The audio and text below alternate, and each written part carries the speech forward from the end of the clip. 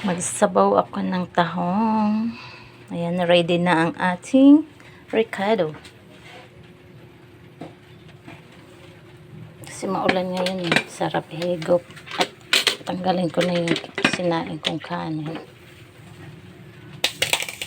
And then, isunod natin yung pakulo muna tayong tubig. Lagay natin itong tanglad. Loya. Mamaya na to. Sibuyas at saka sale. Pakukulain muna kita dyan. Yan, kumulo na. Yung ganda ng kulay. Tanglad yun guys, ang nagpakulay. So ilagay ko na ito.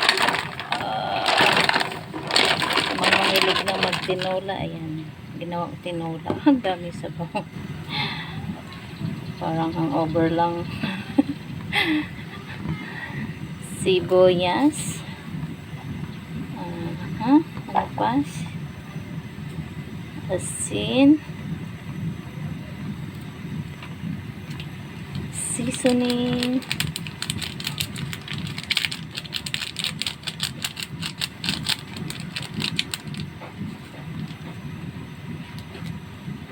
And then, ito. Ayan, pakukuloyin natin yung guys, maya-maya. Ayan, malapit na kumulo. Pero, tikman na natin. Maraming sabaw pa na, pero okay na yan. Tag-ulan ngayon eh. Sarap ihigit na sabaw. Yummy. Sarap, tama lang sa akin. Tama lang yung may kunting alat. Enough. Wow.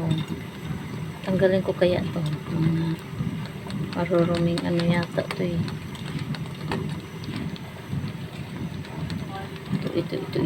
Ito. Tatanggalin ko siya. Ayan, dahil kumulo na siya. Next, ang malunggay. Oops, wag ka matapon malunggay ha.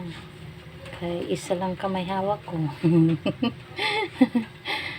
That's the content creator. Ayan guys, ang ating sinabawang tahong sa mga mahilig. Ayan, yummy para sa tag-ulan. Bihira lang kasi ako nagsasabaw eh. Bihira lang makatiyanggi. Ito yung may tiyanggi lang. Charan. Ayan. Kakain na tayo. Kakain na ako. Tulog pa yung iha ko. Kami lang kasi rito guys. Kaya ayan. Mag-ano tayo. Magsandok tayo ng sabaw.